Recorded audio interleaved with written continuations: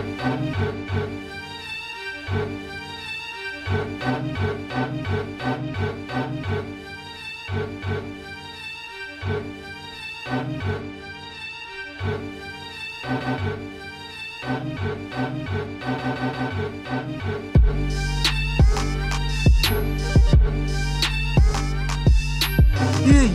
ye, gather round for another edition of Young Kings Wrestling featuring the Sovereign Soundboard. As always, you can find us on most platforms streaming podcasts, including Spotify, iTunes, YouTube, Google Podcasts, iHeartRadio, among others. If you're listening on iTunes, leave us a 5-star review. Links to all the platforms and merchandise and whatever else have you available at ykwrestling.com.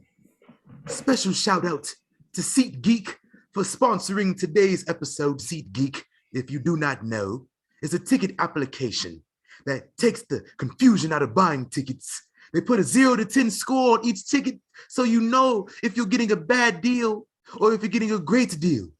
Listeners of Young Kings Wrestling will get $20 off of their first ticket purchase on SeatGeek using the code YKWrestling. As always, I am the thespian TC Fontaine, joined by the blue blood Hunter Reek Helmsley. Not Tara Reekin. That was terrible. That was bad. I couldn't do that. Yeah. I couldn't do that. Shout out to everybody that be calling Triple H by his Paul Levesque. Like, yeah. I told y'all shut up last week, but just because y'all want to be extra about it, I'm about to start calling him Terra. Oh man, his name's Terra from now on. He don't even look like a Paul, so it's like he don't. This is why they call him Hunter. Right? Yeah. Like you better off like if you would have just called him Hunter, it probably wouldn't be as bad. You calling this man Paul, you addressing him as Levesque, like shut up. That's what I'm saying. Everybody off cam call him Hunter anyway. Like that's right. That's it. His closest people his wife calls him Hunter. Right. Shawn Michaels calls him Hunter. Road Dogg, all them, X-Pac, all his boys call him Hunter. The only person that probably calls him Paul at this stage is probably his parents. That's about it. Shout out to Triple H's parents, yo. And shout out to Young Kings Wrestling. Shout out to Nat Turner. I know this is random, but August 21st, 1831. You know. Yes, sir. Yes, sir. I don't need to tell y'all what it is. Y'all should know. If it's mostly black people listening to this, like I would assume, y'all know who Nat Turner is. White people. It's a great day in history. Look it up. It is. It's a great day in history. That's why I wore this shirt. That's why I wore this shirt.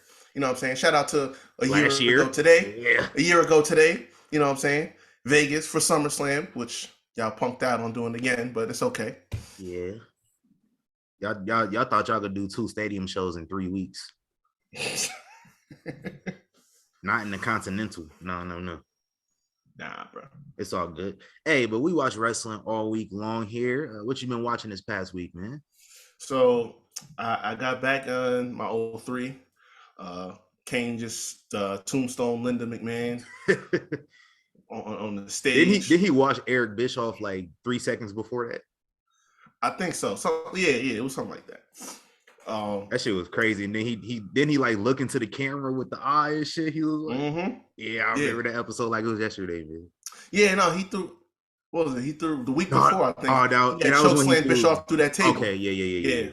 That's when that was. I'm getting everything mixed up. But no, I watched that. I watched Terrorists during summer. Oh my god, it was terrible. I watched Vengeance 03, which I had forgotten that Kurt won the belt that night. Like, I'm thinking that he wins it back at SummerSlam. That's what I thought initially. And so he wins. I'm like, oh, wait a minute. No, he was champ going into SummerSlam. I remember that. Yeah, I'm like, hold the fuck on, man. That was fine. They was really building up like Big Show's gonna win it too. Like he was just washing these motherfuckers week after week on SmackDown, like throwing them through tables and everything like that. But other thing too, I'm getting caught up on Broken Skull Sessions.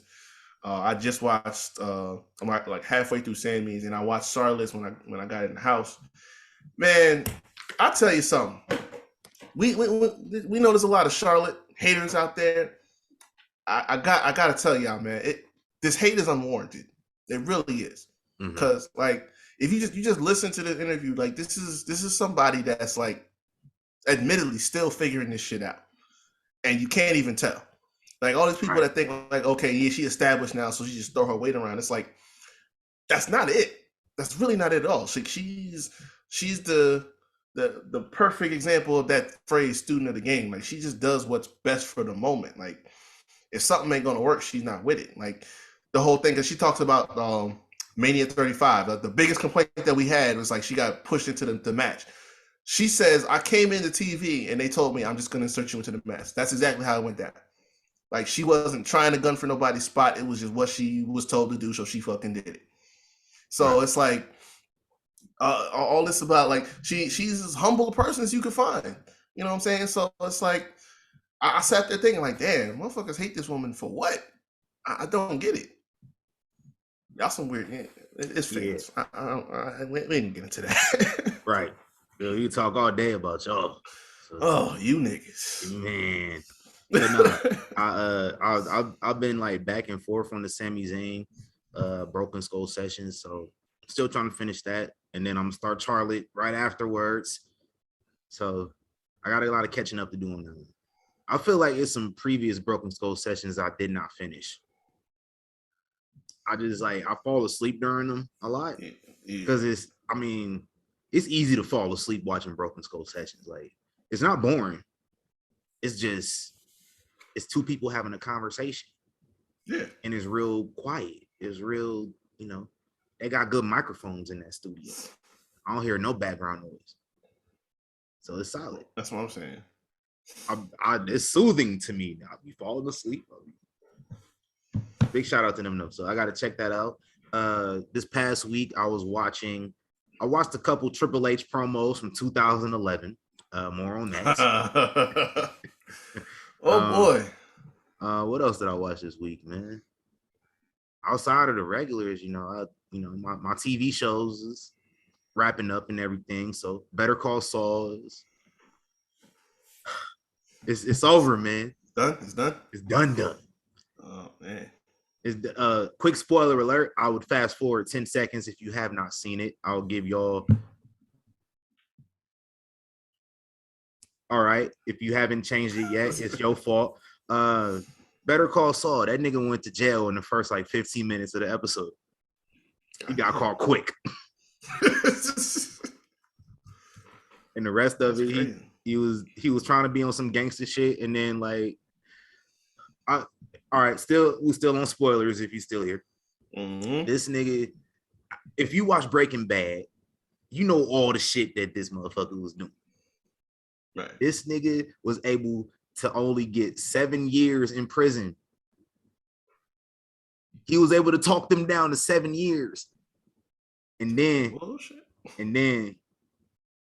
he ended up having a heart and realizing his ex-wife was gonna get in trouble. So this nigga just confessed to everything, and now he in prison for 90 years. So that's how it ended. Goddamn. 90. Nigga, I don't care about nobody that much. I'm sorry. You said I'm not here 7 years after all the shit I did. Man, listen. Nah, bro.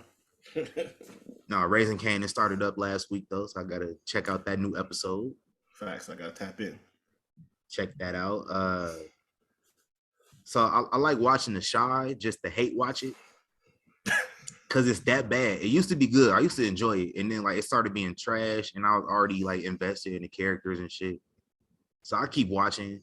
I've been watching the last like 3-4 years just to hate on it. It's that bad of a show. So I caught up on that. They got like 2 episodes left. So I'm all caught up on that. I don't watch Game of Thrones, so I don't really care about that. But I never was really into incest and dragons and shit like that. Yeah. I mean, I might at some point jump into it. Like my pops was asking me if I was gonna catch it tonight. I'm like, I ain't even start Game of Thrones, and that's gonna be a whole work. Yeah. Like I need another pandemic before I can do some shit like that. Right.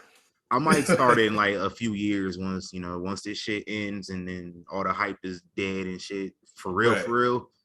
I thought it was dead already, and then this shit started. They're gonna start a prequel and shit. Yeah. Now I gotta deal with everybody. Cause like people was hyping Game of Thrones for the most irrelevant reasons to me. Somebody was like, y'all don't like Game of Thrones? They got titties in it. Y'all don't like titties? I can go see titties anywhere. Like, what? Oh man. Like I could turn on any program. I watch Power. Titties all over Power. I'm about to say, there you go. And every spinoff too. So. Yeah. Multiple times an episode. Yep. Listen, Power, every fucking thing. Yeah, and Power, not that good of a show either, but it's entertaining to me. Oh, I love it. Yeah. I love it. I don't care if it's good or bad. I fuck with it. Facts. I got hooked. Big facts. Like that's that investment. Because once Ghost went to prison, that shit was trash. Oh yeah, it just I'll still first 3 seasons was fire. Oh man. Third season. Yeah. So you remember when Edge came back? Yeah. At the Rumble, and we was all popping like crazy. That's how I was when Tommy choked out Holly. Like I literally popped for that shit, bro. Like, why did I get so? I stood up. I was like, let's go. Like, you would have thought my team won the Super Bowl, bro. No. That's how it was. Damn, he really did that shit. Like, I wasn't surprised. I mean, like, that's your brother. Like, y'all. That's the thing about like when you really got a dude you got love for like that. That's your bro. Like, y'all can fight and all this other bullshit. But at the end of the day, it's like, nah, you talking about you put a head out on my brother? Fuck that. Nah. Plus, he was on that booger sugar too. So man. That's like that Scarface rage. When you fuck up, you fuck up. Hey. You already know what it is. Yeah. Shout out to Tommy though. I gotta check his show out one of these days too. Facts. One day. I only seen the first episode. Same. I might have watched the second one. The second one didn't move me, so I was like, I'll check this out later. Facts. Big shout out to Power, the Power Universe, 50 Cent. Yeah, man. I'm waiting for BMF to come back. That's my shit for it. I like BMF more than all the other shows. Low key. Yeah, I gotta start that. Big shout out to them. Royal Address of Rumors. Let's talk about NXT UK is no longer, well, apparently it's changing into NXT Europe. Which makes more sense to me. Your longest reigning champion was not from the UK. This guy was from Austria. It only made sense should have been NXT Europe years ago. You have people from France on the show, like your women's champion is Japanese. So it only makes sense. Yeah, I'll just I got more to talk about NXT UK later, but this is y'all was getting mad at Triple H too for talking about he killed the British wrestling scene. Like that shit killed itself. Because he got all them weirdos there. I got more to say about that too. Y'all just talk shit to talk shit. Yeah. Y'all was getting mad. He was talking about expanding into Japan before the pandemic started. Right. He had poor New Japan. Y'all stopped caring about New Japan when AEW came on. So I'm saying all that expansion, all the arrows that was pointed out. Y'all remember that meeting? Thanks. It's funny too, because it's like, how is that different from what Vince did? And y'all, his father didn't want him to do that. People was calling him crazy, putting hits out on him for expanding into the territories. I seen a thread trying to make it like Vince was a bad person for doing that. Like, you would not be watching wrestling now. You would have nothing in wrestling to care about now if he did not do that. That's what I'm saying. Like, that ain't like everybody went away. If he was a star where he was at, then he was just a star on a bigger platform and exposure. And folks was getting paid too. Exactly. Y'all forget to mention that Vince McMahon was like probably the first promoter to actually be paying people what they was worth and being able to afford to pay people what they were worth. Yep. Because like some promoters, like either they was a janky promoter and they was skipping out on paying their workers, or they just couldn't afford to pay certain workers, and then those guys had to go to Vince anyway because they knew they was gonna get paid. Like that's literally like what happened on Young Rock. Mm-hmm. Y'all didn't know The Rock's grandma ran a promotion in Hawaii. And then certain guys she couldn't pay. She told him, go to Vince McMahon. He can pay you. Y'all be tripping though. Shout out to Shawn Michaels though. He got promoted. Facts. You got more details on that? Because like I don't know the job title or nothing. So it is like head of talent, like vice president of talent development or something. Vice president of talent development. It was earlier this week. That makes sense. Yeah, man. He got a whole portfolio over the last 11 months. As about proof. To say, like, shout out to 2.0. Yeah, that's his baby. I like 2.0 better than Black and Gold, low key. People got more characters now. It depends on what. It just depends on what you into. Yeah, I like characters more than the the 30-minute leg slap fest that we was getting in all 2019. Yeah, it's just said like vice president talent development creative. It's basically the job that Triple H got when he switched over to the backstage role and started scaling back on the in-ring stuff. So he just 2014 Triple H. Pretty much. Not bad. Not a bad thing. To have. Shit, not at all. You know what he's doing. Facts. What else we got on the royal address? This one's gonna be funny. Brandy Rhodes could be showing up on WWE TV real soon. Oh, hey, what? Turn it up. It's about to be open mic night. Yeah. Apparently, last Friday she wrestled during an in-house live event. Because that's where they send a lot of the developmental talent to get some reps in, so they can work on the in-ring stuff. She's not on the NXT roster, but that's something that we could be seeing real soon. Obviously, the plans that they originally had for her would have been a lot different if someone wasn't hurt right now and home recovering. But we may yet still see her pop up on our TV screens for some open mic night. Listen, there's always room for improvement. Especially when she got people, she can filter her ideas through, which she did not have a year and a half ago, when she was all over TV, cutting these promos. So that's right. As long as you got somebody to be like, hey, that's not it. Right. As long as she got that, she good. Yeah. Because, listen, TJ Wilson back there training the women. You know what I mean? Finley, I think, still around. Just be like in ring, you can, in ring, you can do your thing. Outside of the ring, you don't have to code switch like you was doing. Yeah, please, for the love of, don't come on my TV screen talking about you a black bitch to no black wrestler, no black belts, no black anything. Keep all that shit. Rhonda, you a black belt? Yeah, no. Leave that shit in almost exclusively white where it belongs and stays and hopefully dies real soon. Man. Sheesh, man. Thanks. What else we got, bro? You seen Emma got quietly, her contract is up, or she got released from Impact. Yeah.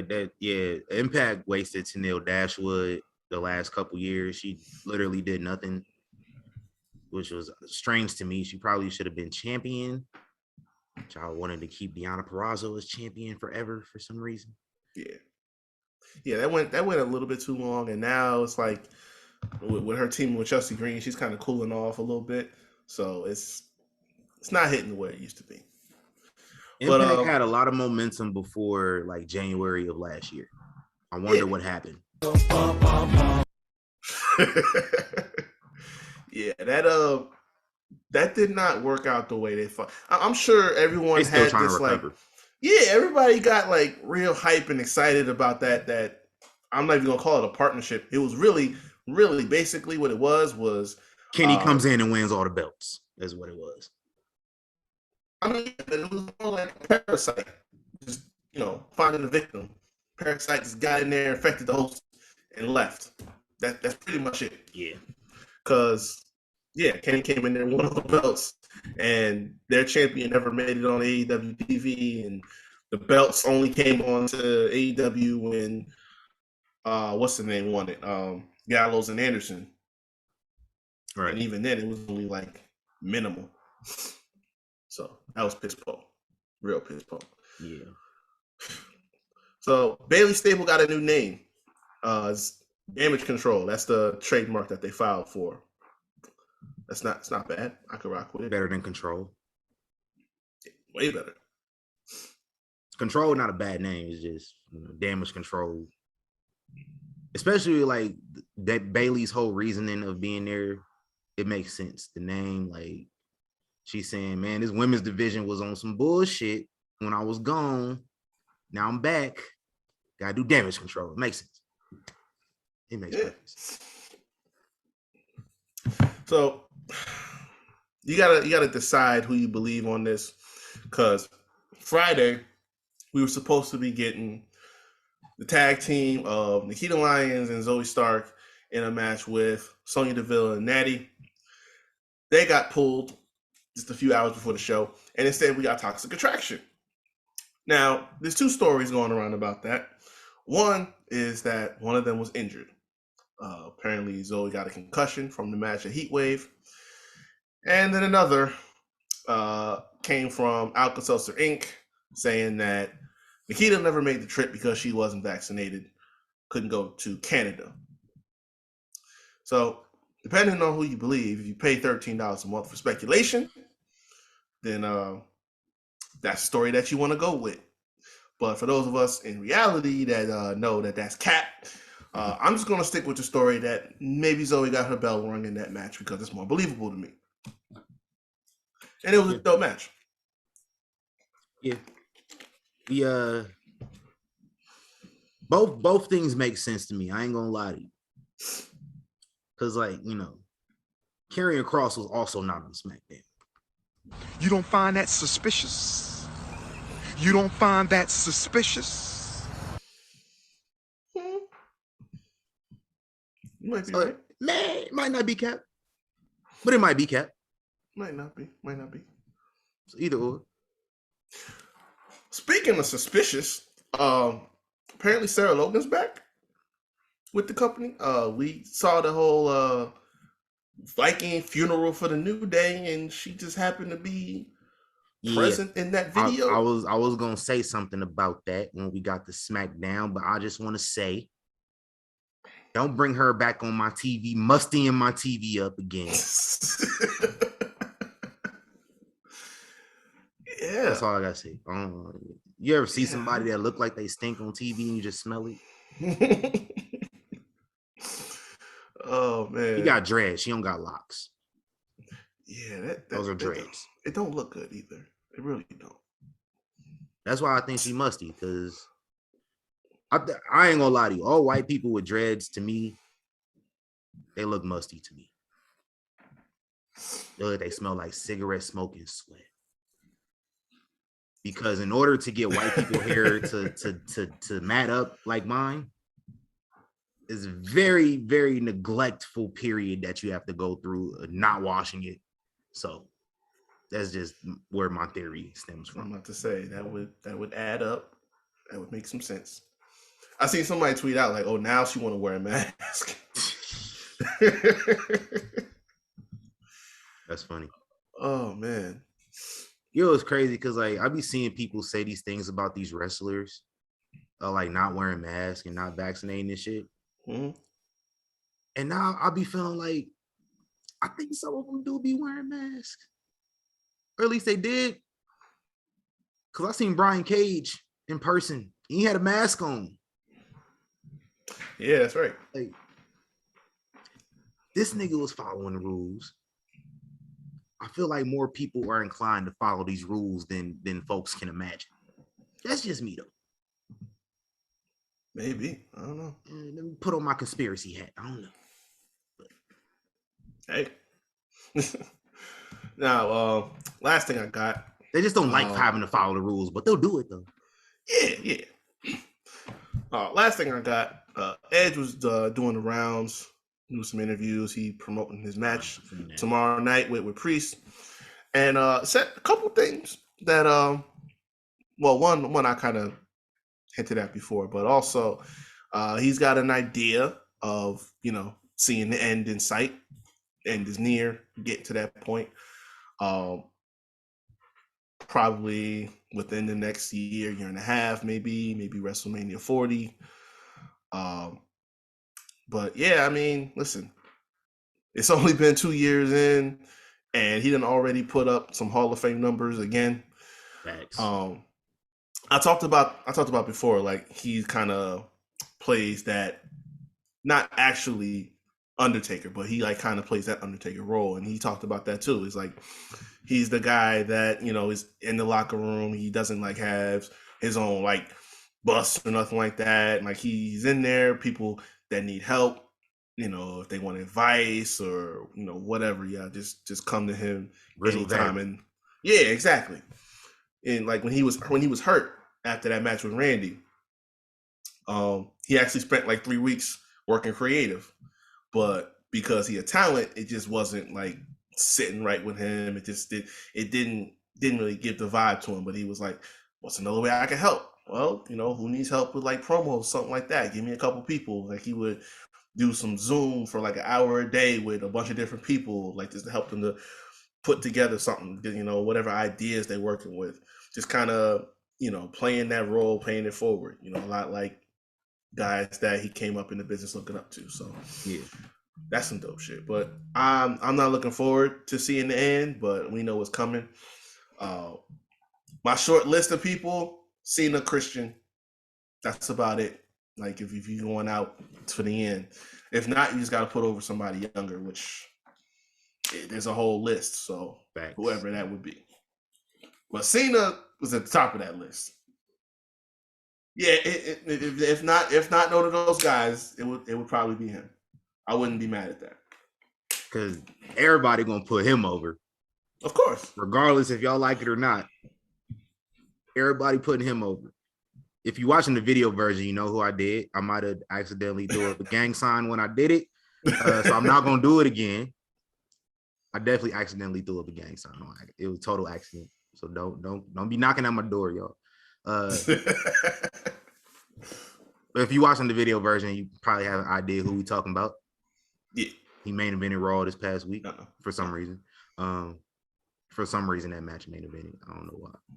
But see, I like that though. I'm not mad at that. The match was cool. Like, you got like a different feel for like each different types of talent getting a feel for that slot every week now. It's like 1 week is AJ and Miz, next week now you got Theory and Ziggler. It's like you kind of seeing who feels comfortable in that role, who's making it work. So I can rock with that. Yeah, it just put the right people in that slot. Like don't be having like Jay Lethal closing your show out and shit. Because what was that about a few months back? Like why is Jay Lethal closing out Dynamite? I don't know. I got questions. With two other motherfuckers that I don't think have been on TV ever since. Fucking Sanjay Dutt and the big Indian dude that y'all was calling the Great Khali for some reason. I'm about to say they still doing this. I think they might still be together because I seen like the promo for this week. I think that was with Jay Lethal. I don't know, but yeah, for some reason that closed out a show. You want to hook people when you close a show, but I get what you're saying though too. But just have the right people. True. Yeah. Like I personally would have put AJ Styles and Bobby Lashley in the main event, but yeah, I thought that was going to close out the show, honestly. But I mean, you're pushing Theory. He's a younger talent, so I mean, More on that later though. That's it for the royal address. Yeah. We don't got nothing to discuss. Oh. How could I forget? wait, hold on. Wait a second. Sovereign soundboard tripping. Oh. it say it's loading. Like it got something loading. What I'm packing the air. This gas what? These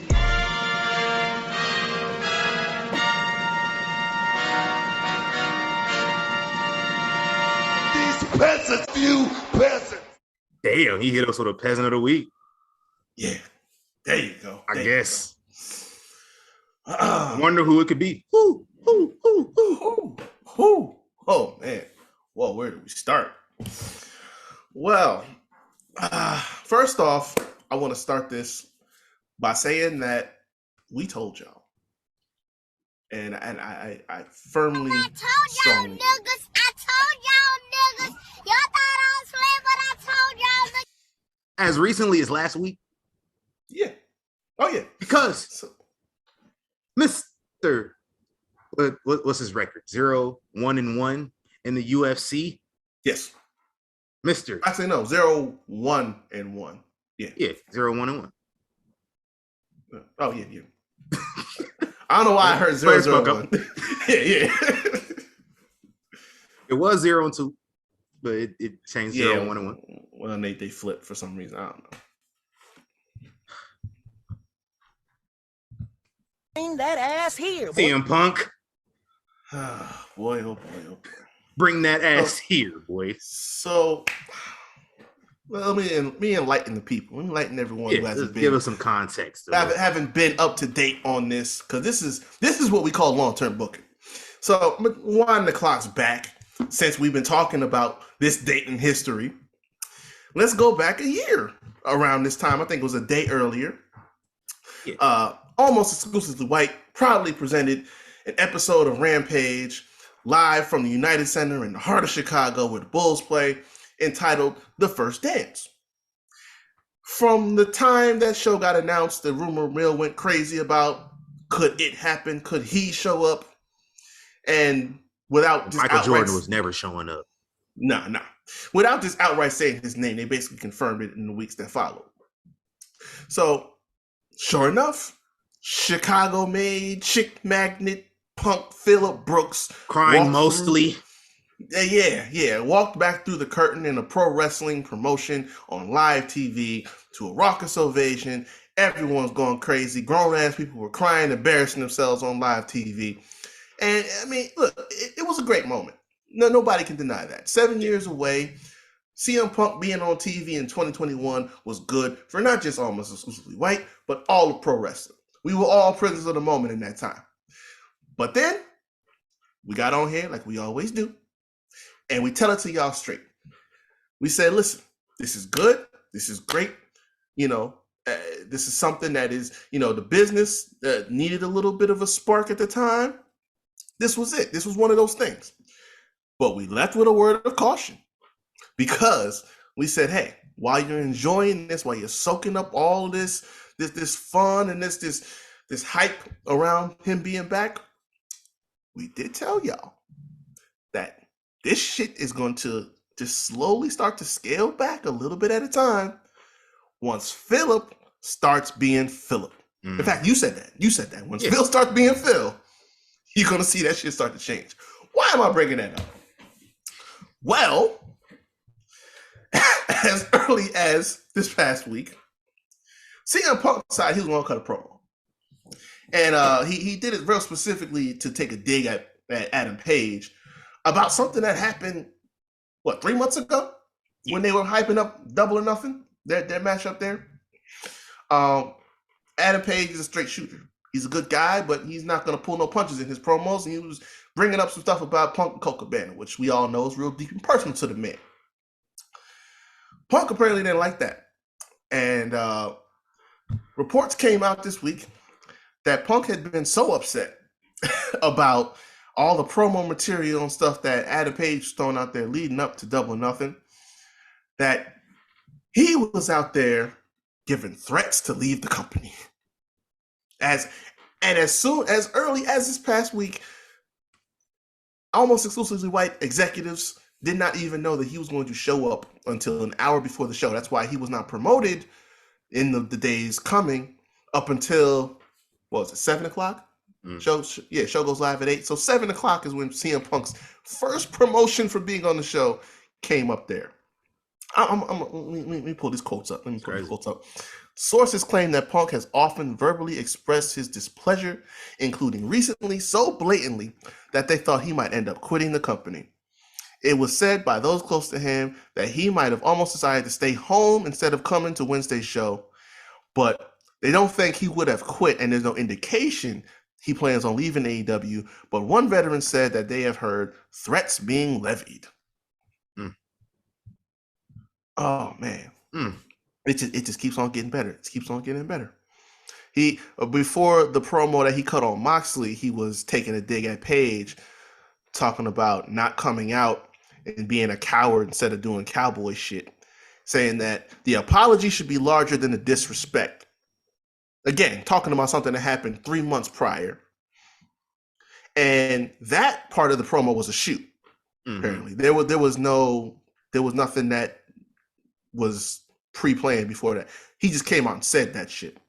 And then he went on to cut his promo about Moxley, which, let's be honest, he wasn't lying about that. Nah, he wasn't lying. But yeah, man. Philip being Philip. Negrodamus. Bitch. It's crazy to me, man, because we told y'all. I've been saying it. For some reason, y'all still prisoners of 2011. I grew up. That was over 10 years ago. I grew up. I have a more of a world view now. And realized that he was in the wrong the entire time. But that was 2011. It was a storyline based on real life. Colt Cabana thing is funny to me because he went on this man's show saying some slanderous things, near defamation type things that you were saying on your friends, quote unquote friends podcast. And WWE contacts your friend and they're like, we need you to take this down, sir. Or we're going to seek legal action. Yep. You say, nah, don't take it down. If they come at you, I'll pay your legal fees. So he leaves it up. They came at him. All of a sudden, this guy decides to not pay the legal fees no more. Where you at? Where you go, bro? That is why they aren't friends anymore. Colt Cabana actually stopped doing his podcast for that reason. And Colt Cabana was one of the first wrestlers to do a podcast back in the day. It was actually pretty good podcast before the CM Punk episode. Yeah, he was doing numbers. Like one of the first. Like literally one of the first. Yeah. So that is why they aren't friends anymore. Apparently, Colt Cabana was going to get fired a few months ago, and they decided to just convert his contract to a Ring of Honor contract. Ring of Honor, they don't have any television shows or any other shows going on besides a pay-per-view that they just did about a month ago, a couple weeks ago, something like that. Man, listen, Mr. What I call him, coping mechanism Punk. That's what we got going on here. This is crazy to me because like we've been saying this and folks is just still stuck in 2011. And now when this stuff comes out on Thursday after the promo, all of a sudden I'm seeing people posting clips of these old Triple H promos. I had to go back and watch them too because Triple H was telling the truth. Oh my God. Telling the truth back then. John Cena was telling the truth back then. I told y'all last week I was watching the Kevin Nash promo. He was telling the truth. And then all this stuff happens now. All of a sudden now y'all on board. You niggas fickle. Man. Oh my God. Because for some reason y'all didn't see it until somebody had to wave it right in front of your face. These are the same people that talk about how Vince McMahon insulted their intelligence. There's no intelligence to insult. Guys just not that smart at all. And then Booker T came out and said something. I got a Booker T quote. I'm probably gonna skim past the quote, like it's pretty long. Booker T comments on the situation. He said, get my Booker T voice on. Now I'm not surprised. I've been in the locker room with him. Everything we're hearing in the news right now, I'm gonna stop the accent. It's kind of bothering me. He said, everything we're hearing in the news right now on social media, I'm not surprised one bit. I know the fans really love CM Punk. they got some kind of love affair with this guy. I've said it before that he has that ability to make fans feel a certain way about him, and those fans have followed him forever. It was on that 8-year ride, that 8-year hiatus, waiting on him and holding on to hope that he'll come back. Finally, he comes back, and now we see that it's not about the wrestling. Triple H and John Cena said that 10 years ago. Let's just say that it's not about the wrestling at all. It's about being in the right situation. That situation is financial. Apparently, this dude's getting paid like anywhere from $3 to $5 million a year. What, today? Currently. Oh, hell no. Tony. Whereas Chris Jericho and John Moxley, I believe, also getting paid in that range. But he didn't want to cut that bread for Cody. See. He didn't want to give Cody $3 million. he gave Chris Jericho, which, I mean, giving Chris Jericho and John Moxley, they came in 2019. I'm about to say, perfectly understandable why they getting paid that much. That I get. Like, Chris Jericho was your guy for mainstream exposure. John Moxley was your first like big defector that was gonna get you some real eyes and ears. I get that. That's fine. But Cody was one of the dudes that built this shit. Literally was carrying this company on his shoulders, which is why his shoulder was fucking weak and he tore his pec a couple months back from carrying the motherfuckers. Facts. You didn't want to pay him. He came back in the WWE injured already. Yeah, you didn't want to pay him $3 to $5 million. Come on now. Come on, son. And then this dude comes in. I done told y'all this dude and beat Darby Allin as one of your pillars. Beat him. You beat MJF, another one of your apparent pillars. He came in. Who else did he beat? He beat Hangman Page. 3 pillars.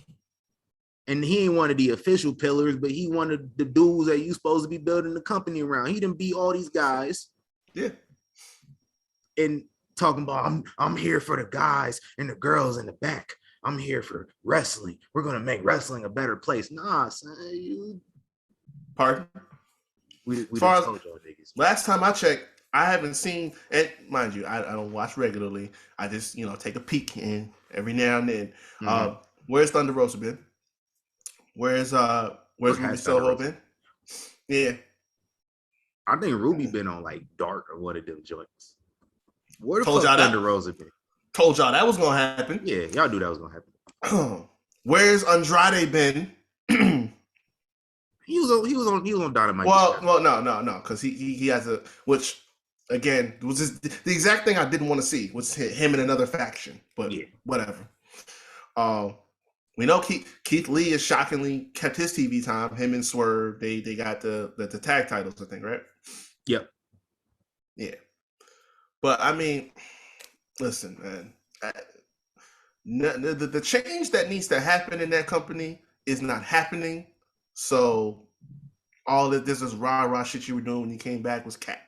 Ruby Soho hasn't wrestled on Dynamite since June 1st. Wow. August 21st. Almost there. Case in point. Where's the change, Philip? Where is it? Which is why, like, these promos from 2011 just hit so much harder. Because Triple H said it. He's like, listen, me and you ain't that different.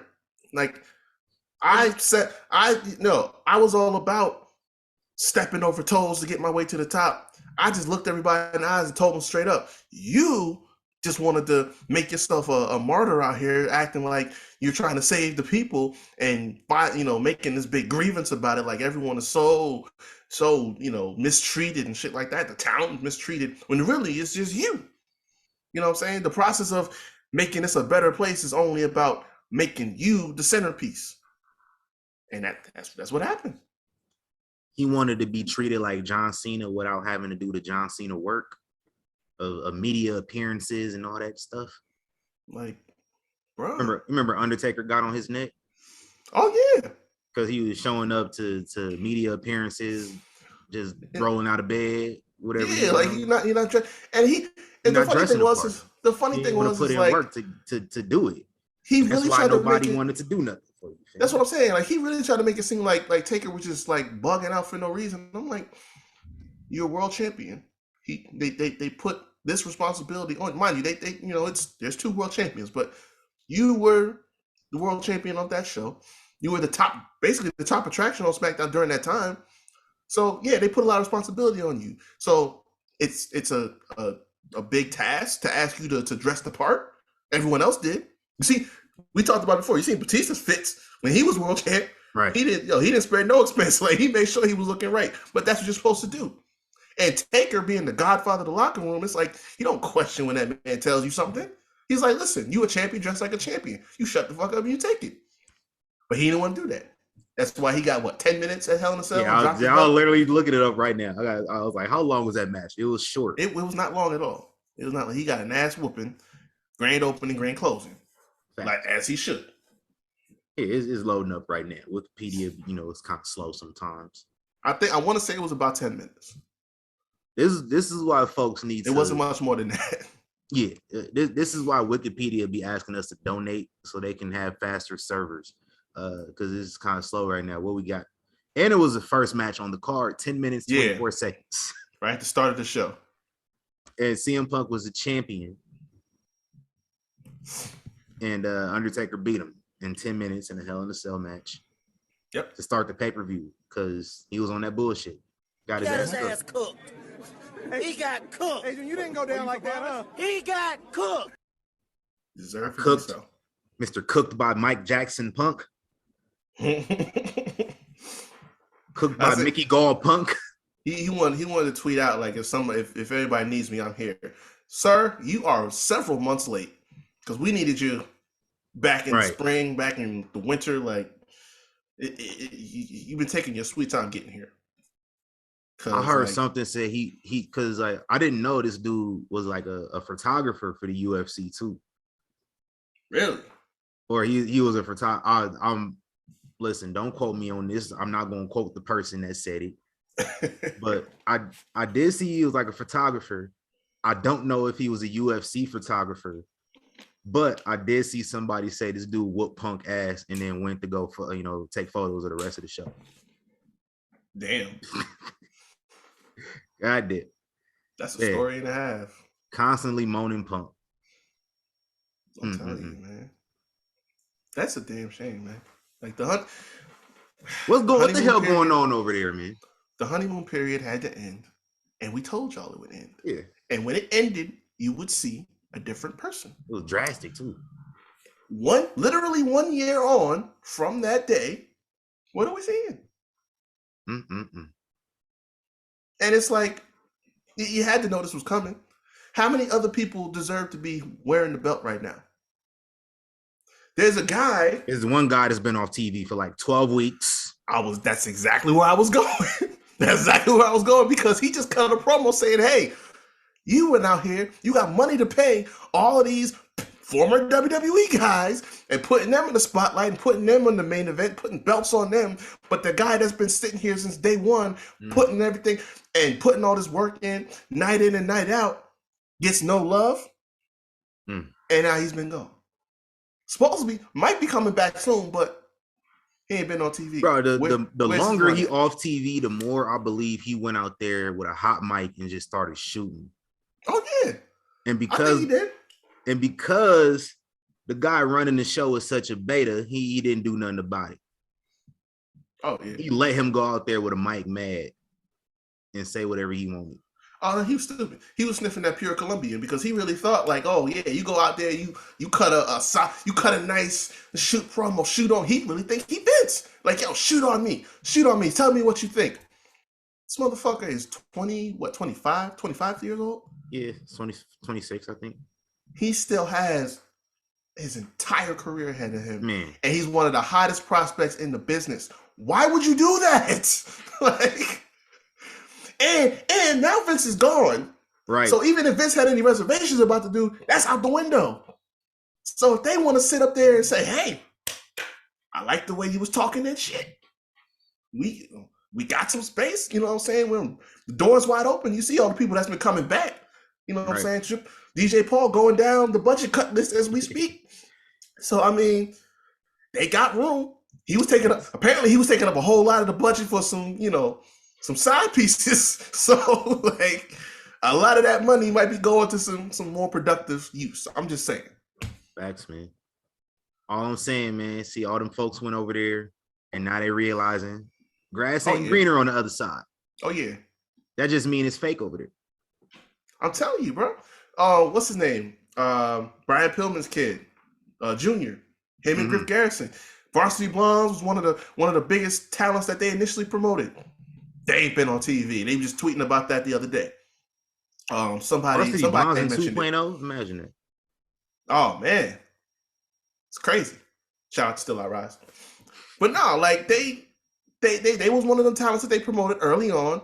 Don't see him no more. Somebody just tweeted like, "Oh yeah, another week goes by without seeing Varsity Blondes, Griff Garrison, and Brian Pillman Jr." They like that tweet because it's like, yo, it's the truth.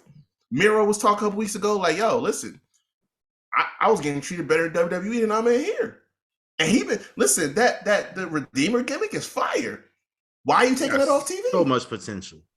That's what I'm saying. He's not hurt right now. What's the problem? But again, it's the change. It's the change that Phillip promised. You know, I'm looking for it. I'm still looking for it.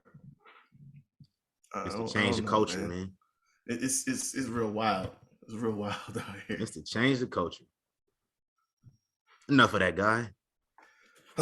Until we have to cook him again next time. Yeah, which there will be a next time. It's going to be a next time. Like y'all this is just the start. Y'all in for a long ride. Oh yeah, you almost exclusively white stands out here. Oh, because how Anthony gonna respond now that he actually got to be a boss for once? Oh, I can't wait for that. This dude on Twitter talking about ratios. You are 40 years old, sir. Oh my God, I saw that tweet. Like what, sir? Oh. Well, Kanye West has a line. What's the song? On Sight. He said, "Old niggas mentally still in high school." That's him. Yeah. That's him. Let's talk about NXT Heatwave right quick. Let's recap that. All the right players won. So everybody I predicted to win won. It was a very easy show to book. So that's all you need. Yeah, Shawn Michaels, he didn't do no crazy shit, thankfully. Because I was scared he was gonna make like one wrong decision for a couple of these matches. But we had the Santos Escobar, Tony D'Angelo, had a little street fight. Yeah. Santos Escobar is banned from NXT, which I think is just him, not his crew. That's okay. Yeah, that's fine. So yeah, we all knew that was gonna happen. Listen, I said it last week. I'm like, listen, you can have it because I know what's coming next now. Yeah. I'm hyped for it. Good. Carmelo Hayes versus Giovanni Vinci.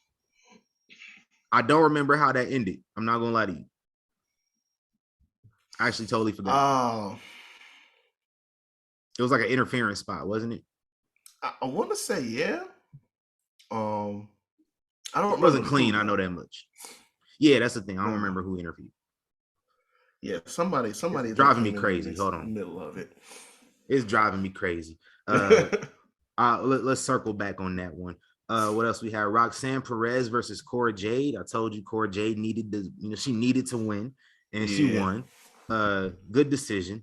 Because listen, it's babyface booking 101. The babyface finally conquers they biggest op, and they move on. And it's gonna be a way bigger moment when Roxanne beats her in a couple months versus if she just beat her in the first match. I wouldn't be surprised if Cora got another one over her before then. It's just typical babyface booking. Yeah. Yeah, I can see that. What else we have? Mad. Yeah, so that's a good one. Mandy Rose defeated Zoe Stark, which was the right decision. But now I feel like at this point you really backed yourself into a corner because like, what's the end game here? I I still, I Did we said wait like, for Roxanne to get done with Cora? I have no idea anymore. Like, the fucked up thing is, we were going it felt like we were going a certain way with Cora, and for whatever reason, we just took the finger off the pulse of that, turned her heel, and just gave her another direction. Which, I mean, if you saw something that we didn't see, maybe I don't know, but that could have been something. Like, I'm sure they would have gotten a reaction from the crowd if you gave her that moment. But it's like, now what? Because you got Nikita out there, you got Roxanne out there. There's other options. It's like you'd have to build up somebody else at this point. And how much longer are you going to wait? Because I don't know after this week. You might not see all the Toxic Attraction after this week. Right. We never know. So it's like, who knows?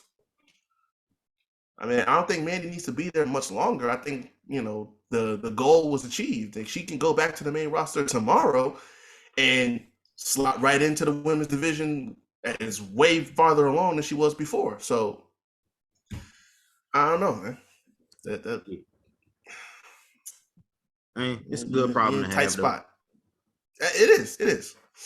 That means you just put on your thinking cap a little bit better. Going back to the North American Championship, it was definitely Trick Williams, which probably should have been obvious. But yeah, Trick Williams interfered. Melo got the win on that one. And then we had another segment with Diamond Mine, and Julius Creed called out Roderick Strong, said, "Hey, that match with the D'Angelo family a couple weeks ago, you was on some bullshit, nigga. Yeah, what was you doing?"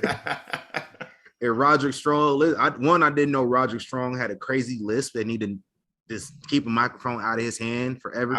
I kind of peeped it a little while, but I think it was that I didn't know bad it was that that promo. bad, bro. Yeah, right. Like, that promo kind of really put it on Front Street a lot. So, but they was about to get active. He started copping please, and then he didn't have enough time to finish copping please, because here come three niggas that I haven't seen in a very long time, because I'm very inconsistent with my NXT UK viewing. Until they said the name, I didn't even know who they was. Yeah. As soon as somebody was like, "Oh, I think it was Wade Barry," he was like, "That's more coffee." I was like, "Oh shit, this Gallus." What? Gallus, who I've said before on this show, when I did used to watch NXT UK on a consistent basis, they low-key had the best theme song in the whole company. You heard it at the end of this segment. It was a slight banger. And they came in and they invading NXT 2.0, as well as Blair Davenport, formerly known as Bea Priestley, something like that. I don't remember. She was in AEW for like a cup of coffee when they first started. He was beefing with Britt Baker when they first started. Oh yeah, that's right. I think it was it Fight for the Fallen or Fighter Fest, one of those. Like one of their first pay-per-views specials that they did, and her and Britt had a match or something rather. But then in the main event, Braun Breaker defends his NXT championship versus JD McChickens. Hey, you big head motherfucker, why you hating so much? He came in and beat the shit out that boy. Like, right. He's beating the shit out that nigga. He was though. And then after the match, here comes big strong boy Tyler Bate. With the championship on his shower. When did he win that back? So let me elaborate. Apparently Ilya Dragunov got hurt. I ain't watched NXT UK in months. Right, the last time I watched NXT UK was when Noam Dar won the Heritage Cup. I don't remember when. That was like February or some shit. It was been a while.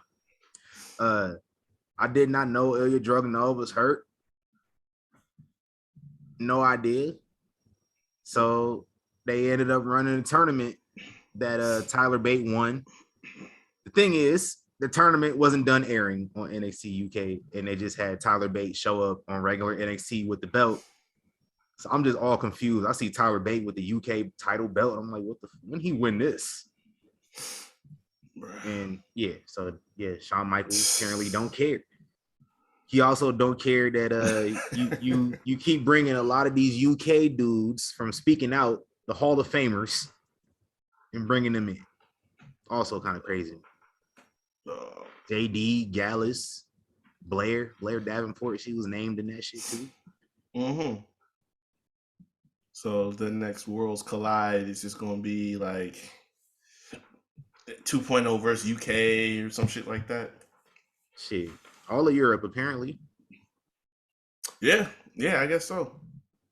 That's going to leave some room for debuts or returns or something like that. I don't know. As long as y'all put a male on my TV, if y'all don't know who a male is, look her up. A male NXT UK. Do your Googles. It's Googleable. Look that, man, listen.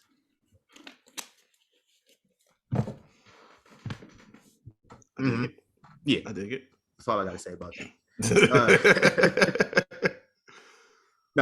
Shout out to Shawn Michaels, though, doing his thing, booking another great show. It was fun. It was cool. I didn't really pay attention to the main event because I didn't care about the build. Like, this thing, I like Braun Breaker. Y'all don't do me no favors. Y'all put Braun Breaker with, some bullshit. Now, Braun Breaker and Tyler Bate, I can get into. That would be dope. But it didn't seem like Tyler Bate was necessarily challenging him. It was more so like, I'm here. What's good? Yeah, it kind of like, it might be one of those like Survivor Series situations where like they just bring in their champions, face NXT 2.0 champions, some shit like that, which I ain't gonna be mad at that either. No. Just give me some clarity on this. Facts. Big facts. That means you got to get them belts off of Bull Buchanan's son and Josh Briggs. Oh, yeah, get them belts. I still like. Do they just have like a hall pass to just jump over to UK anytime? Because like, I guess so. Everybody was over there. That's what I'm saying. Like Roddy was over there at one point. Chase U. Then all of a sudden, these motherfuckers go over there and win their titles. Like, I was confused when they won the belts. I was like, when the fuck they win them belts? That's what I'm saying. I'm like, it is what it is. I'm just saying, get the belts off of them so I could see. I would much rather like to see like Gallus versus the Creeds, which seems like that's what they line it up for anyway. So that's what I'm saying. Like, give me that. Yeah, I'm all for it. Do Monday Night Raw or SmackDown? What you trying to talk about next? Let's get out Raw. Yeah, let's knock that out here. I only watched the Hulu version because Better Call Saul. So there's some stuff I might not talk about here, and I'm probably gonna wish I did after I look it up. But we started off, we got a Judgment Day promo, and they did their usual spiel about them stereos. Here come Ray, tried to jump all three of them, and ended up getting his ass cooked. He got his ass cooked.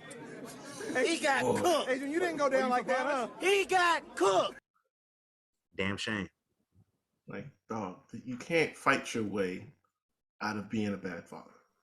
Nah. That's all I'm saying. A little too late for that. Like, you should have had this energy.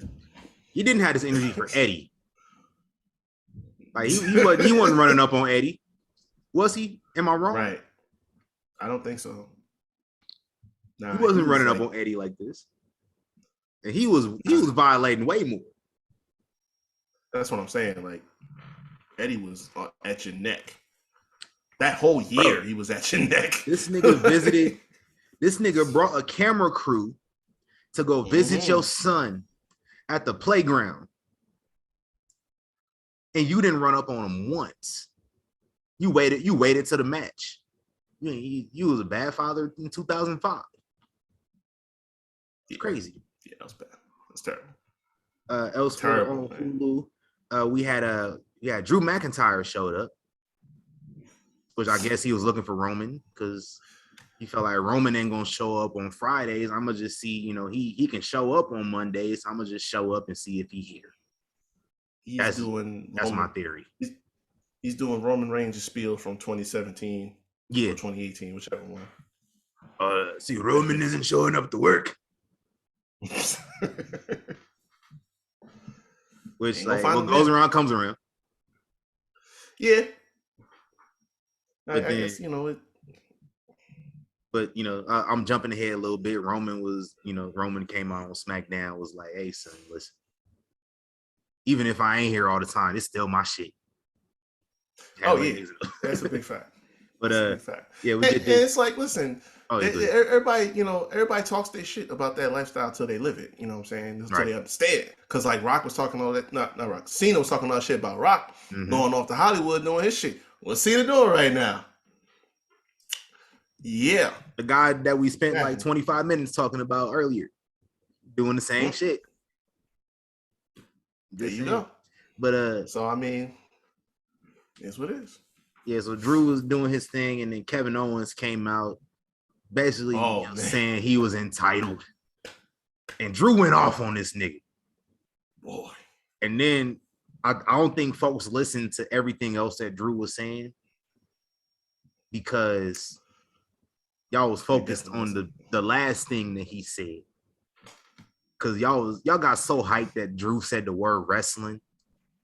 You remember when The Rock said Toronto, and then Toronto, that's who we live. That's how y'all was acting over this dude saying wrestling and saying wrestlers. Right. Yeah, like you remember last week I was like, y'all act like fifth graders when y'all find out wrestlers is in relationships with each other. And y'all just act like little kids. Y'all do the same thing when somebody say the word wrestling on WWE. Y'all just act like children. Like you remember in school and the teacher would cuss and then we just get all hyped. That's how y'all was acting. It was kind of embarrassing. Like the word wrestling shouldn't have y'all clapping like seals. It should.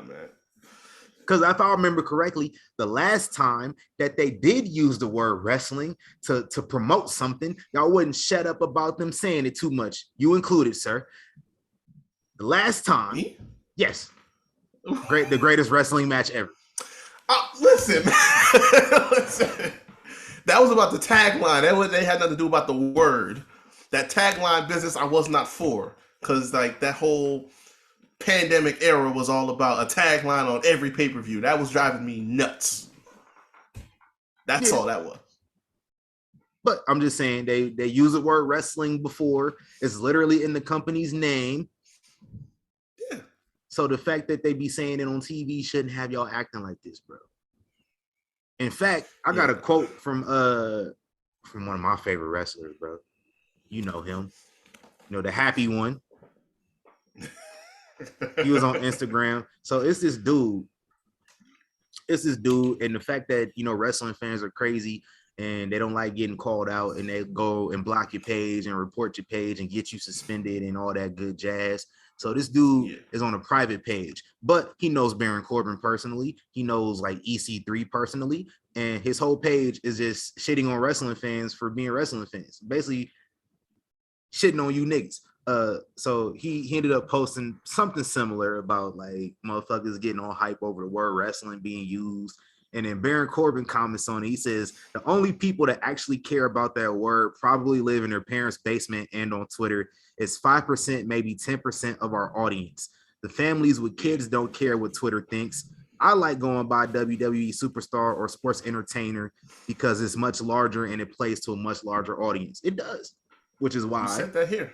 Yeah, you said that on here. It's literally like, because when people hear the word wrestling, they be like, that fake shit, that right country redneck shit. But when we say sports entertainment or WWE superstar, it has a more widespread appeal. Right. It's just basic marketing, like taglines. It's marketing.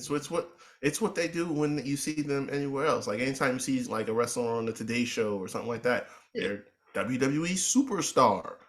It's like you just said. Like it's way better than saying they're wrestling.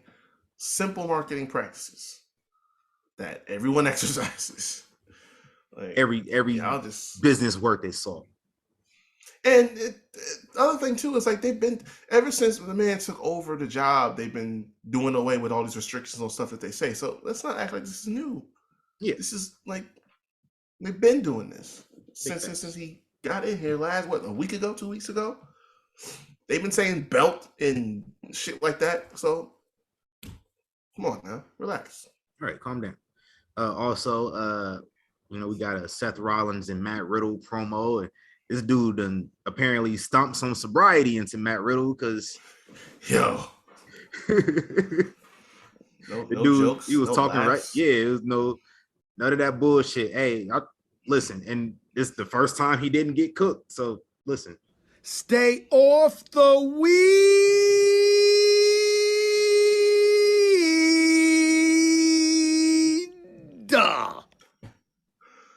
Yes, sir. I had Yes, no sir. idea that soundbite was that long.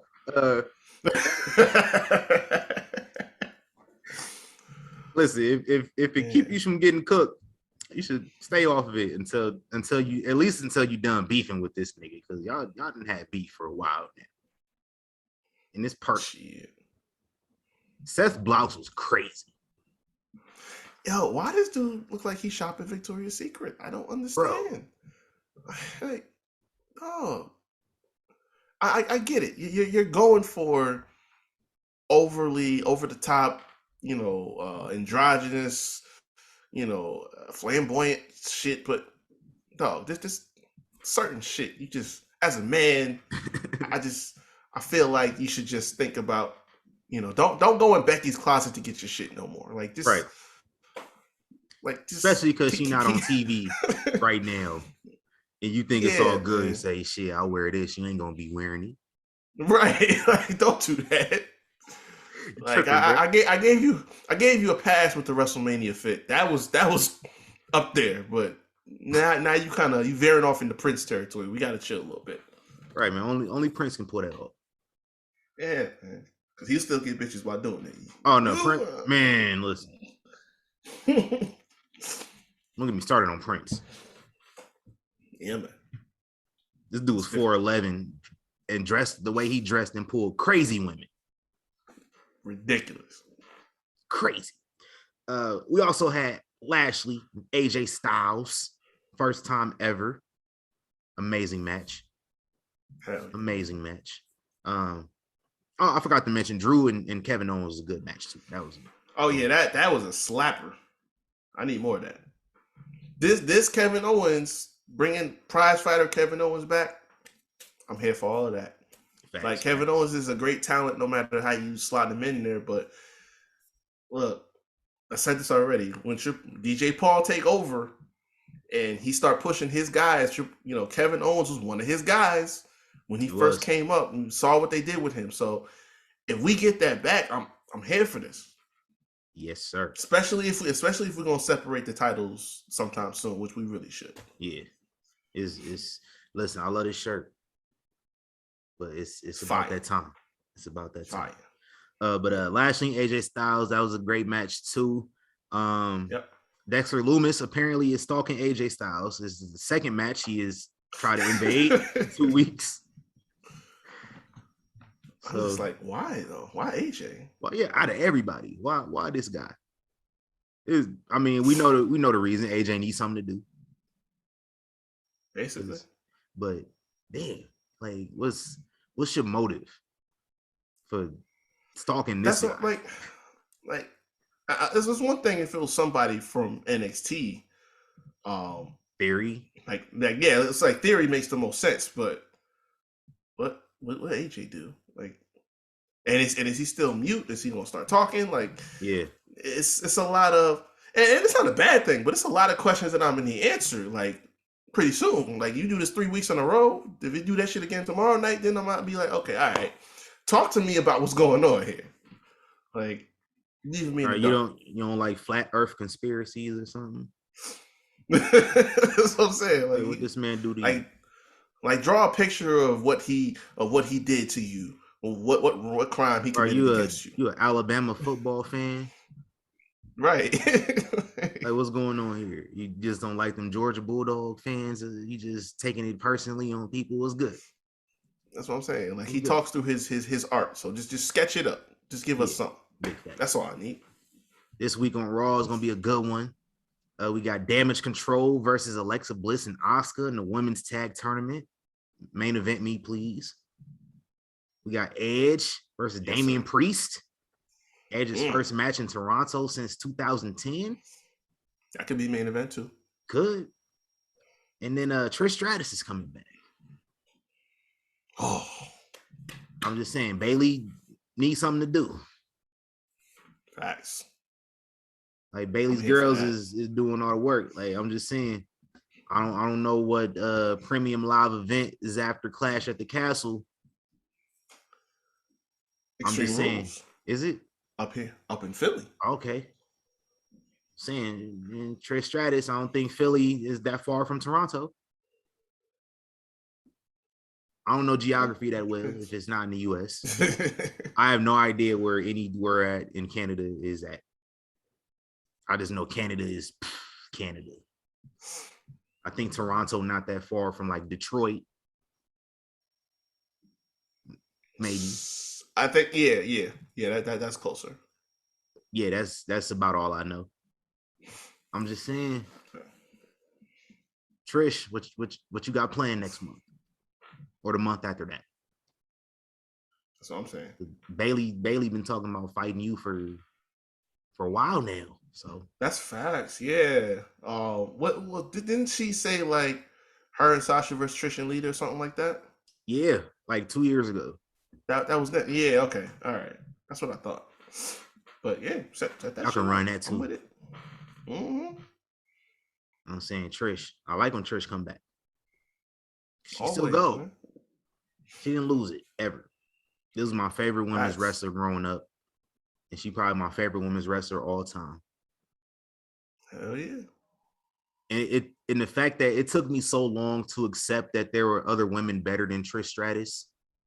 It took me a good like, when did Charlotte and all those girls come up? 2015? Yeah. I didn't really start admitting it till maybe around Evolution, the pay-per-view. Basically. I was like, all these women better than Trish and Lita. Cause I'm like, because you had to look at who she was running with. Like outside of Lita and Victoria, I didn't see nobody on her level. Yeah. Like it's just that I didn't see nobody that was like on her level like that. So it was those five stuff, and that was really good. Basically, like Jackie wasn't around full time, so I can't really include her. Oh, what's Jacqueline or Jack? Like no, I'm not talking about Jackie. Charlie Haas's wife, Jackie. Okay, all right. Put some respect on my name, dog. Well, that's why I was making sure. Erase all messages. Press erase again. Is that a physical voicemail? I think so. I didn't know that was in here. And my dude Reek living in 2002. Like I did not even know that was in here. Everything makes sense now, man. We got this camera. You got a physical voicemail. We found out Reek got a house phone. I think he got a house phone too. I heard a house phone back like months ago. It was one. Oh man, you got a VCR too?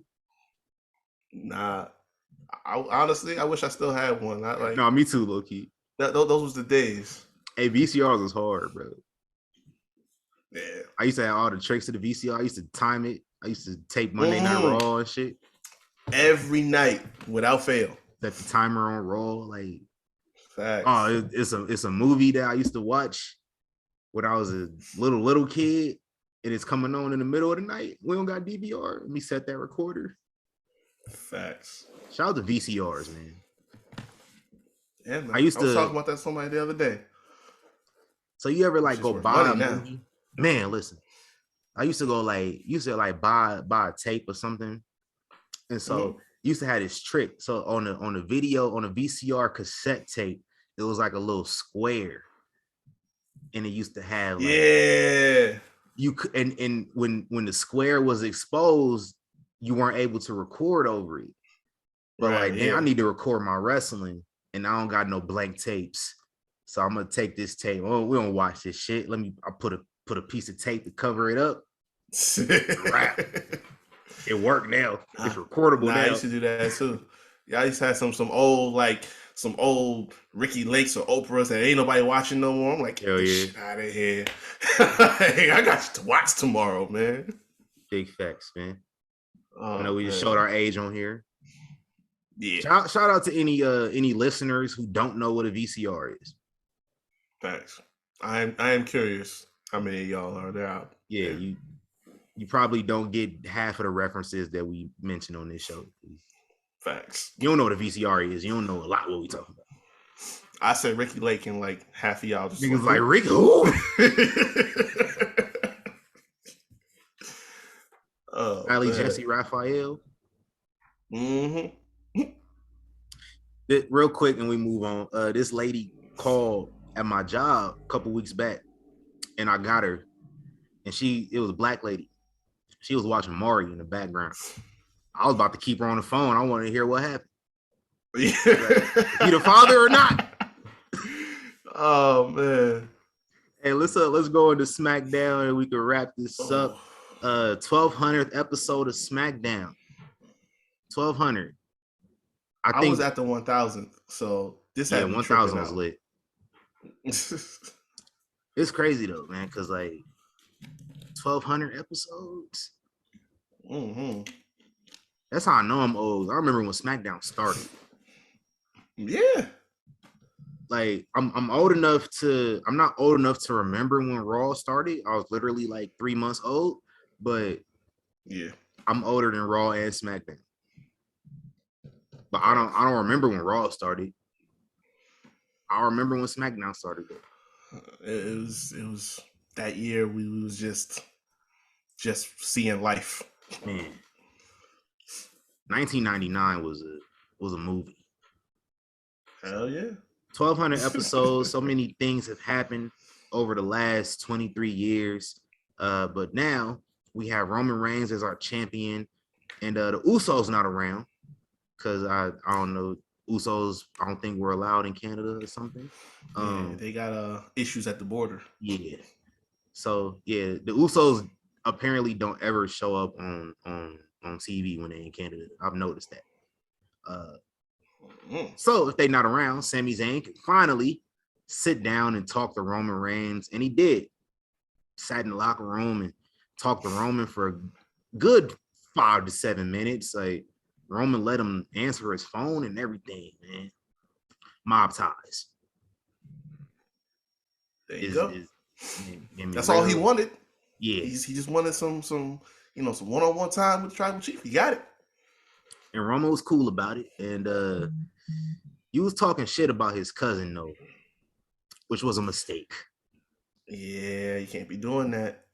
Can't be doing that. Like, I'm watching this uncomfortably. Like, you good, bro? You tripping? You right? Yo.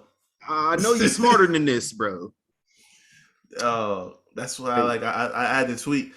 I'm like, he out here walking like Tommy going to be a made man. Like, you don't even know they lining you up right now, bro. Because Tommy, he was hyped. He was like, yeah, made man. It was like, okay. Had his nice suit on, everything like that. He told his mama all that. Right, like he was hyped. Oh, shout out to Goodfellas, man. But he did show his loyalty to Roman in the end. You know, he's starting to do his part a little bit better after Jey Uso got in his ass about it. He pushed Roman out the way of almost called it a bro kick. What's it called? Claymore? Claymore, yeah. Pushed him out of the way, called a Claymore. Roman still called a Claymore in the end. So, like, how effective was it really? I don't know. But Sami Zayn, over his head. I know he was at the crib. Yo, listen. Like, I know he was at the crib. But, yeah, they ran a little injury spot. They had me worked a little bit, too. Yeah, like because it was the same shoulder, right? It was the same shoulder from when he debuted in Montreal versus John Cena. Yeah. So like once somebody pointed out that it was the same shoulder, I was like, okay, I feel a little better. And I started to think too, because I'm like, all right, y'all hear this crowd. I know who I had initially picked to win, and they went with the right choice, which I'm pleased with. Yeah, I had but Sheamus like, winning, but I was like, Sammy got to win this joint. That's what I'm saying. I'm like, yo, so if he's not hurt, and I started thinking, I'm like, yo, what if they brought him to the back, change the finish, have him come back out here and be like, yo, we putting my guy over tonight. So I wouldn't have been mad, but I'm like, listen, Sheamus, Gunther in the UK, listen. Big meaty man slapping me. Oh, I can't wait. Man. Ooh. That's gonna be some shit. I might call off work for that one. I work on Saturday mornings. I might call off work to watch this joint. Oh man, I'm not gonna be available anywhere else. I'm off Saturday, thank God. But man, Sami Zayn though, going to hit. Y'all might have just convinced me to have Sami Zayn be the one to beat Roman. It could happen. Like the way that crowd, y'all can create a man. The last time y'all created a baby face that you could potentially create with Sami Zayn was Daniel Bryan. Yeah, that's the truth. Like it's a golden opportunity right there. If he's the one to beat Roman, oh my God. Well, I mean, I know y'all talking that Drew mess, and like, listen, I love Drew. Leftover lasagna. Yeah. But like, and it's not like he can't do it. It's just gonna be like, all right. I think like I wouldn't be mad if y'all just had Drew win the WWE title and let Roman keep being Universal. Right? Yeah. Like, I don't need Drew winning both because I don't. This is not how we can end Roman Reigns. Yeah, It's been 2 years, bro. It's what I said on here. It's like whoever beats at this stage in the game, especially, and I said this a year in, that whoever beats Roman has to be like that next star you're gonna build. We're 2 years in now, so that goes double. So you have to have someone that's like really gonna take the top off this thing. And Drew has already had his moment, so it's not gonna be it. But it's like with the crowd. The crowd changes so much for any moment or any star, because it's like you think back to some shit like WrestleMania 18, like with Rock and Hogan. You take the crowd out of that match, it's garbage. Mm-hmm. Like, I'm sorry, it's mid at best for Rock. It's average for Terrence, but it is what it is. The crowd is what makes that one of the best moments on that card, or arguably the best. That crowd is the reason that match is the greatest wrestling match ever. It's up there, yeah. Like, to me, that's the best. That is literally wrestling. That's pro wrestling right there. That match. Yeah. And that's what it's about there. Like, same thing for Rock and Cena, honestly. Like, Rock and Cena, I think was decent, but the crowd being there for that quote unquote once in a lifetime, it's like that's what did it. But and that goes like to your point too. Like Daniel Bryan, the crowd being over for him and them yes chants, stuff like that is what elevates that talent like that. So like if that's what Sammy's getting, if they get that outside of Canada, we got to start having this conversation. Yeah. I'm sorry. But yeah, that was dope. What else we got on SmackDown, man? Ronda Rousey, she wasn't attacking no cops. They knew better.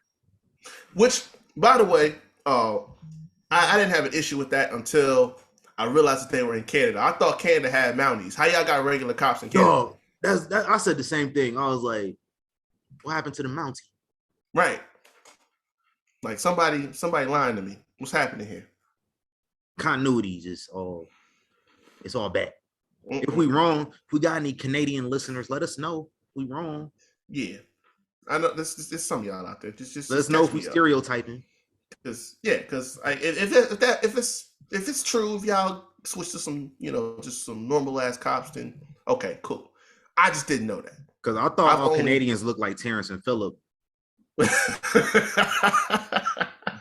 until I was proven wrong. So I ain't heard Terrence and Phillip in so long. Oh shit. Oh, no, she wasn't attacking no cops though. Even though her great ancestors were looking on and wanting her to do it. Yeah. She wasn't gonna do it. Liv Morgan though. Got her ass cooked. Boy. He got his ass cooked. He got cooked. Adrian, you didn't go down like that, huh? He got cooked. She got cooked. Boy. Do you see her face? Yo! I just seen it like an hour ago. That like messed her all the way up, bro. Hey, Shayna fucked her up, bro. That was some disrespectful. Shout out to Shayna. Just stomped your shit. Big shout out to Shayna, man. Yeah, man. This is all I ever wanted. This is all I asked for. Like, she left over lasagna too, because like it's been 2 weeks and it's already like it's all so night simple. and day. It's all so simple. This is all I asked for, and now I'm happy. Yeah, man. And she's probably gonna take the belt at Clash at the Castle. Ain't no probably. It should happen. It better happen. If it don't, I'm gonna. Depending on how they try to do this, if they try to do the same shit, the type of thing they did with Ronda, I might have attitude. But either which way, there's very little room for getting out of this. So do the right thing. That's all I'm saying. Facts. We got the debut of Toxic Attraction. They move on in the women's tag tournament. Easy decision again. Probably the worst segment I have seen in a very long time, and I love these guys. Hit Row. I was just confused. Like I was with y'all, but I'm like, what? You just I was with it. Just having a concert out here? Like, listen, see, I don't mind it because John Cena used to rap. Yeah. The things John Cena didn't rap for 5 minutes. He just, did a quick freestyle for a match. Yeah. That's different. I thought they was just gonna get on the mic and drop a couple bars like they did last week. Yeah. And be done with it. No, they did a whole ass performance. And I was just like, because the crowd wasn't messing with it. And we literally just talked about that. The crowd makes a lot of what, folks is doing out here. Mm-hmm. So the crowd wasn't messing with you. And y'all are in Montreal, Quebec, Canada. Listen, son. They not really gonna respond to rap that well. Especially the type of rap y'all doing. That is the wrong. So this gimmick is only this gimmick is gonna work with certain crowds only. Montreal is not one of those crowds. Yeah. Where they at next week? Detroit? It might work in Detroit. Oh, it can definitely work in Detroit, no problem. So try it again in Detroit, see what happens. There you go. But yeah, we did need a full performance of it. It was very awkward to watch, which I noticed a lot of the segments were paced weirdly on SmackDown. Like the Roman and Sami one was long as hell. I was kind of like, damn, this still going? Yeah. Like, I was engaged, but I was like, it's pretty long. I would have. Oh yeah, the tension in that whole scene had me. I'm like, especially when he left the room for a minute, he said, "Yo, answer the phone." Right. Oh man. But like that was a little longer. This one was a little long. Yeah, let's try it again in Detroit, see if it works. If not, let's not do it again. Yeah. Fool me once, shame on you. Exactly. You know the whole rest of the thing. And then I mentioned it earlier, but don't bring Sarah Logan back to musty up my TV again. Yeah, please don't. I don't need that. I don't need those problems. I don't know where she even fits in the grand scheme of things. Nah. Like a manager, maybe. But even then. Because it's really hard for me to care. I just wonder, like, all right, we got a funeral for the New Day. So how they gonna come back? I don't know. But this is all I got in my show notes. You got anything else? We could talk about CM Punk some more now. Oh no. It was all good just a year ago. So we're not giving him full peasant, but somebody, showed us a little too much that we didn't need to see this week. Yeah, we got two. I don't want to. They're not gonna give full peasants, but honorable mentions. So first, Chris Jericho. Yeah, man. I want to see your feet. Please don't ever do that again. Like, literally, this was not even an hour after we got off last week. I go on Instagram, just pulled up Instagram, just click on the icon. Saw?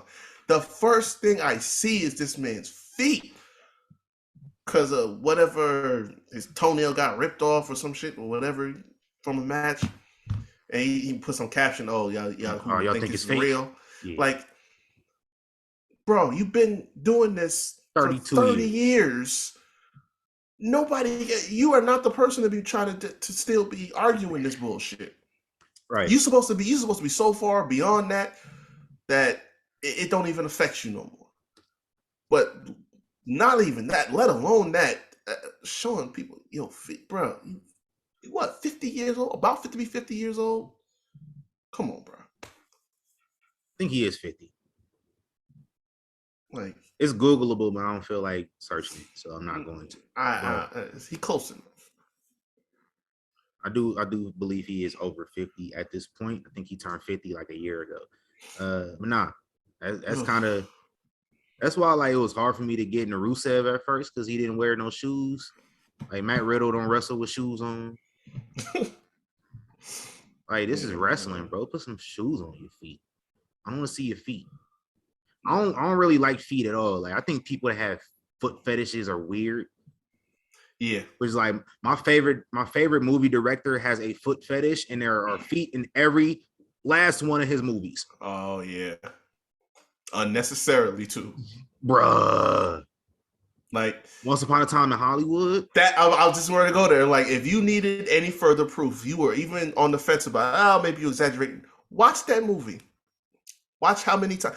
Like, and it wasn't that it was just feet. It was dirty feet. Yeah. In a movie theater.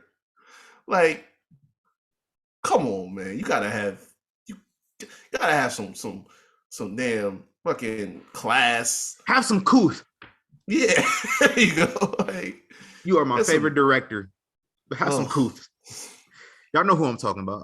We don't gotta say his name.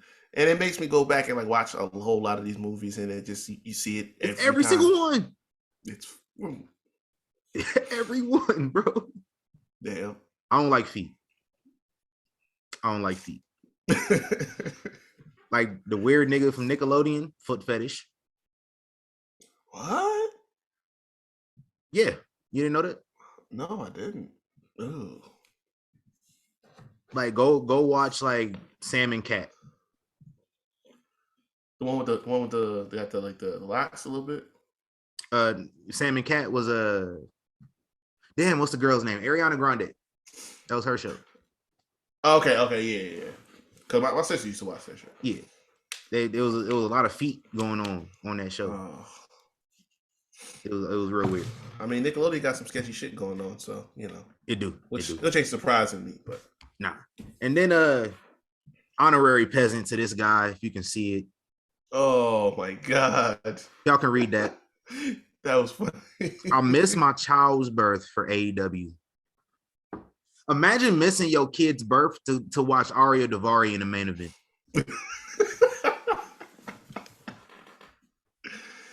Yo. And the thing is, I said that on Twitter. It's as a joke. Come to find out, Arya Davari really main evented the last taping of AEW. Because the taping schedule, I believe it goes Dark Elevation, Dynamite, and then Rampage. Yeah. Arya Davari main event and Rampage, which means, assuming there were no other dark matches, that was the last match of the night. Of the entire night. You miss your kid's childbirth.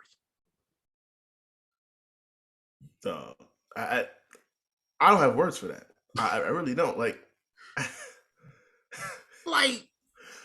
I barely could understand if it was like WrestleMania and it was The Rock and Roman Reigns. Sure. but I just. But you miss your kid's childbirth to see Bryan Danielson and Daniel Garcia. I'm just going to revert to what I said a couple weeks ago. We don't hate AEW. There's nothing wrong with the concept, but a fish reeks from the head on down. And when you got pure Colombian snorting away and making his decisions, it just trickles down. There you go. It just trickles on down. Now you got a champion. We just talked about him. It keeps on rocking. And then you get to the fans. Case in point. So there's a disease that's infecting AEW, and that's why we say the things we say. I just need y'all to understand that. This is perfect example. No malice. Just all facts. Yeah, it's true. We still ain't plug socials yet. So if I would have said plug socials and then the timer would have just been running. Oh, yeah. We might keep it short this week. Plug your socials. Yeah, y'all can find me at RickHeavy24 on Instagram and on Twitter. Also, go check out the Havoc Hour where I talk sports and entertainment on all streaming platforms. We find Young Kings Wrestling, Spotify, Anchor, Google Podcasts, and the video versions are up on YouTube. I got a long list of episodes that I got to pull up, so just keep it locked for a new episode either this week or next week. You gonna be talking about Anthony Joshua? I'm not gonna give him too much time because I'm not that surprised. But dog, did you watch that fight? I didn't. I was just keeping up with the chats and stuff. Dog. Well, yeah, it's that man is sorry. That man is sorry. Dog, this dude, something wrong with him. My CTE acting up. Something wrong with him. Cause this dude was just rambling. Oh my god! It was actually embarrassing to watch, and I'm glad I won some money off of him losing. So, oh, he's sorry, bro. Man, he's sorry as hell, bro. Yeah. Then I saw fucking Kamaru Usman got knocked. Ah, man. Woo. That I gotta talk about. It was a nice little kick too. He caught him real good. Yeah. Dusted that man. Hey. To a nigga named Leon. Yeah. Send him to the shadow realm. It is what it is, bruh. Mm-hmm. Hey, everybody has a day, man. Yeah. I remember Silva got knocked out for the first time. I thought oh my God. I met Chris Weidman too. He was up here. He was doing they had a little like restaurant and bar where they would be like showing all the UFC fights, and they were showing Mayweather and McGregor there when he fought Floyd. So like the place was packed out, and I just see this tall ass dude walking by. I'm like, who the hell? That's Chris Weidman. I'm like, oh shit! Got a picture with him and everything. Like, yo, because he cool people. He had like his hand was broke at that time or some shit like that. He was healing up for him, but yeah, man, it was wild. Shout out to fighters, man. Let me plug my stuff and then we get up out of here. I am the thespian TC Fontaine. You can follow me at TC.Fontaine. That's just a period, not like the word dot, on Instagram, or TC Fontaine all together on Twitter. And then follow Young Kings Wrestling everywhere at YK Wrestling. Go to YKWrestling.com. You know, take a look at what you got to look at there. Maybe in 2023. In 2023, we're going to have an actual website. I'm going to give it until then. Let's go.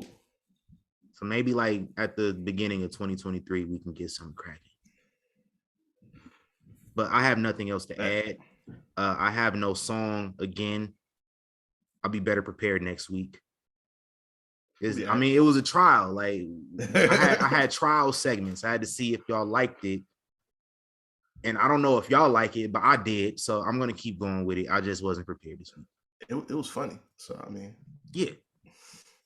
I'm going to just have I'm going to create a long list of songs. And I'm going to just have them ready. And I'm going to just check each one off each week. Big facts.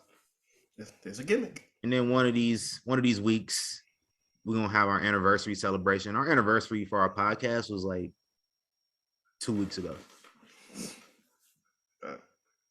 So wait, does that mean Malik is gonna be here?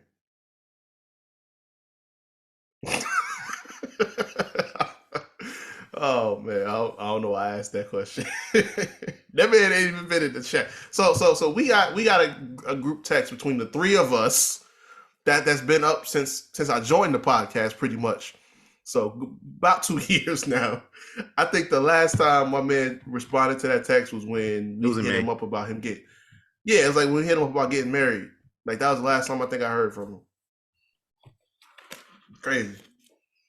We're gonna let it slide. You know, honeymoons take up a lot of time. That's true. That's true. We don't hear about, we don't hear from Malik by the end of the year though. Yeah, man. I don't know. Hey, we live in Vegas, man. Hopefully he ain't sleeping with the fishes. Right. Yeah, man. Gotta watch that. I know I know for a fact that he not, because I see him post on Instagram. So shout out to Malik though.